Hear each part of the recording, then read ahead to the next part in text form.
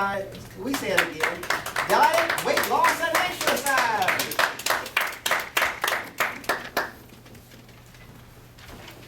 Is there any benefit to prepaying?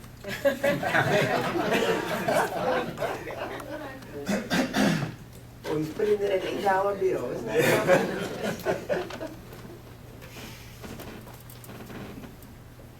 Mr. Toastmaster, members, and guests, my name is David Wiesand, one of the newest members of the Associated Black Charities Toastmasters Club.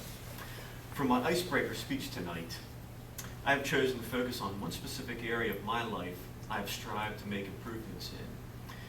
It's an area I'm sure that each one of you have delved into in your lives as well. This area is diet, weight loss, and exercise. About 5 years ago, I was about 50 pounds overweight. I never exercised. I ate whatever I wanted and as much of it as I could get. I got dizzy walking up steps. I was tired all the time. And I can remember overhearing one of my daughters say, "You know, when David sits around the house, he really sits around the house." Being a furniture maker that I am, instead of calling my stomach a potbelly, I always like to call it a situation where my chest had fallen into my drawers, or just simply the roof over the tool shed. I can remember the exact moment that I started my diet. Ironically, I was in the kitchen at the time, and I remember deciding that at that instant that I was going to change the way that I ate, lived, and hopefully looked. After first consulting with my doctor, I went about researching diets, nutrition, and exercise programs. And I decided to put together a plan of these things that had one important focus. It had to be something that I could live with, something that was realistic to achieve. I knew that I had to take baby steps with this new behavior. I feel the secret to changing anything about oneself is, number one, you need to make a statement or an affirmation in your mind about what it is that the change is going to be. This is what I call the goal. It's like you make an agreement with yourself to do something new. You then break old agreements in the process of making these new agreements.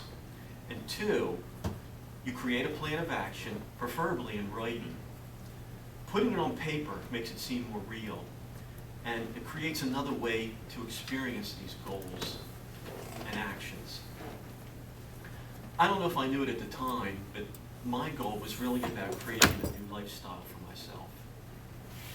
Using what I had read about nutrition, I created a series of menus consisting of foods I could still enjoy eating, but had some relationship to the old foods that I had been enjoying. Now granted, it's hard to imagine healthy alternatives to things like Popeye's chicken, pizza, anything that's covered in cheese.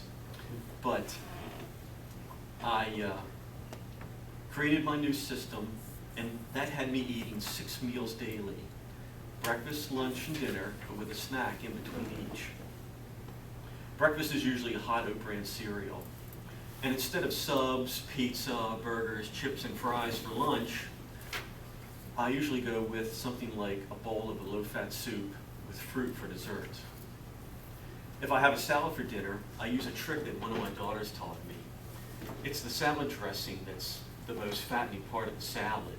So I always get my salad dressing on the side and just simply dip the prongs of my fork into the salad dressing to add some flavor to the salad. Eating for me has become all about making choices. For a snack, I could choose a bag of Utz potato chips, but Utz also makes a honey wheat pretzel, which is extremely tasty and only has 2 grams of fat and 120 calories in a serving. And where my old evening choice would have probably been a bowl of ice cream for a snack, I now make a smoothie with a banana, a cup of yogurt, and a cup of ice. It satisfies that ice cream craving, but it's actually healthy. By the way, foods that I never eat are chips, soft drinks, fake sugar, mayonnaise, and cucumbers. The cucumber's not for dietary reasons, it's just because I hate cucumbers. Now for the exercise part. I started out small with a series of exercises I could do in the bathroom each morning. Half of them stretching exercises and the other half strengthening. The habit of doing the exercises at the same place and at the same time every day has helped me to continue to do them. And about 1.5 years ago, I added running to my exercise regime.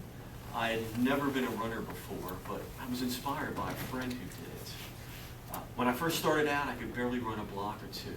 It was very embarrassing. But slowly I added 20 seconds to each run, and I've worked up to about 30 minutes a day, which was something that I could not even have done in high school. Losing weight and establishing a long-term health plan for myself has taught me many things. I decide what foods that I put in my body.